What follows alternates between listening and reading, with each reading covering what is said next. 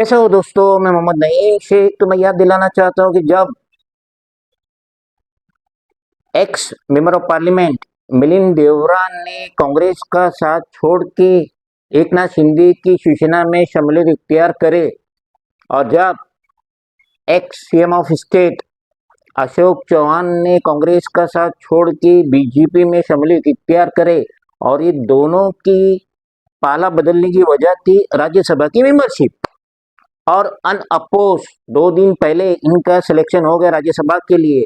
तो मैं एकनाथ शिंदे से ये पूछना चाहता हूं कि आपने लास्ट टाइम ही जो ये 27 फरवरी को राज्यसभा का जो इलेक्शन होने वाला था, तो आपने उसके पहले ही मिलिंद देवरा को अपनी पार्टी में शामिल किए, उन्हें कांग्रेस से लेकर अपनी पार्टी में लाए और उन्हें डायरेक्टली अनअपोज राज्यसभा की सीट भी दे दिए, यानी कि वो राज्यसभा के मेंबर बन गए।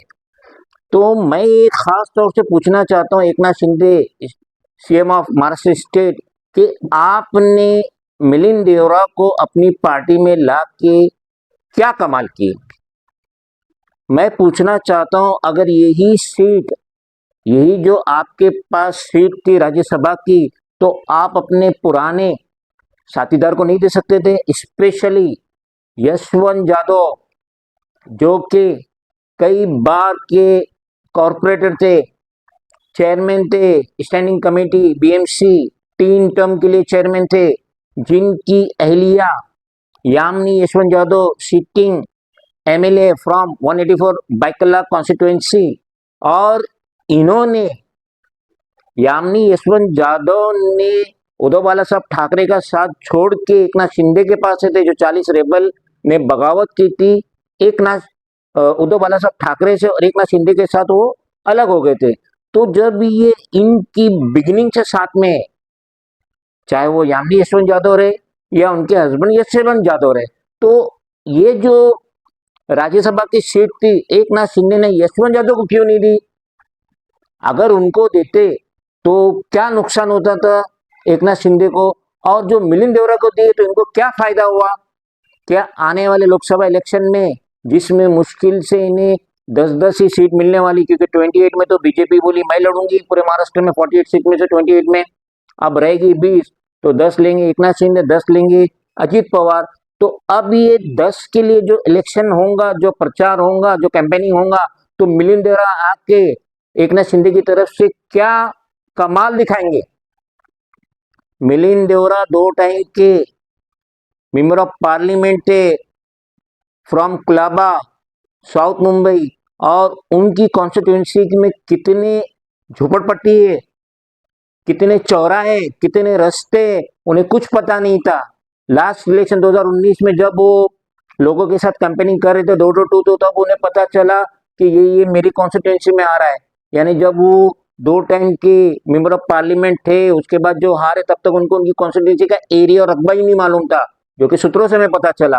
तो अब ये एकनाथ शिंदे के लिए क्या कमाल दिखाएंगे। और यही अगर सीट, राज्यसभा की सीट अगर यशवंत यादव को दी जाती, तो उनकी अहलिया कितने बढ़ चढ़ के मेहनत करती आने वाले लोकसभा के लिए, और उसके बाद असेंबली इलेक्शन जो महाराष्ट्र में होने वाला है एकनाथ शिंदे के लिए, कितनी कोशिश करती, उनके 2 लड़के कितनी मेहनत करते, और खुद यशवंत यादव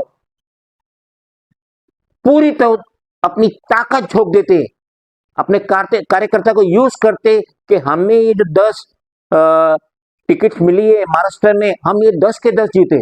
लेकिन एकनाथ शिंदे ने जो ये मिलिंद देवरा को सीट दी, तो उससे मुझे यकीनन पूरा अंदाजा है कि कोई फायदा नहीं होने वाला। उसी तरीके, जिस तरीके से अशोक चौहान को बीजेपी ने राज्यसभा का मेंबर बना दिया, तो अशोक चौहान से मैं नहीं समझता कि कांग्रेस को कुछ नुकसान होगा, क्योंकि पाला बदलने वाले को कोई भी सिटीजन अच्छी नजरों से नहीं देखता है, भले ही उनके करीबी उनके साथ रहे।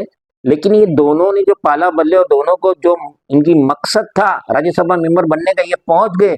लेकिन इनकी पार्टी को, ना बीजेपी को और ना एकनाथ शिंदे की शिवसेना को कोई फायदा होने वाला नहीं। ये मेरा पर्सनल ओपिनियन है। खुदा हाफिज। Friends, if you like the video and want to much more, then please do follow, like, share, comment and subscribe the bell icon button.